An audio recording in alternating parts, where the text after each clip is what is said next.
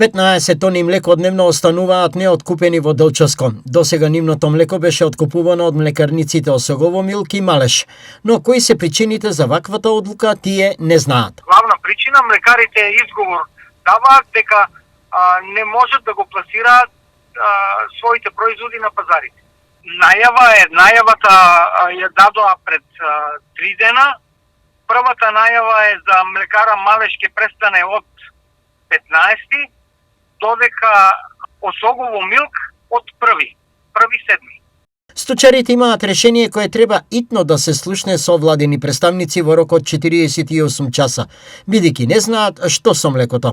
Од највисоко ниво, со представник од Министерството или, пошто ние го знаеме, знаете што кај нас, ние го знаеме решението и го гледаме решението на проблемот, само што и заради тоа се сите наши активности. Пошто ако немаше решение, ние нема ништо да преземеме.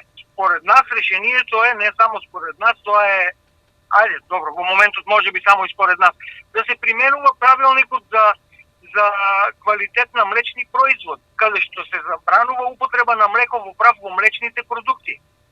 Освен во млекото, јогуртот и пресното млеко. Во сирењето, кашкавалот и другите млечни продукти е стриктно забранета употреба на млеко во прав. Доколку итно решение за проблемот нема, најавуваат протести и блокади. Ние ќе најавиме законски, ќе си ги пријавиме протестите и ќе го блокираме по еден час меѓународниот патен правец Делчево граничен премин.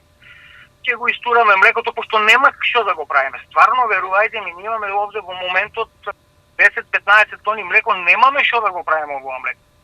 Ние мора да го фрлиме. Ако го фрлиме во река, ќе загадиме и ќе отровиме рибите, пошто млекото е слабо на кислород, ќе ги отровиме рибите. Со проблемот неоткупено млеко се соочуваат околу 80 сточари кои дневно досега на откупувачите им испорачуваа над 15 тони млеко.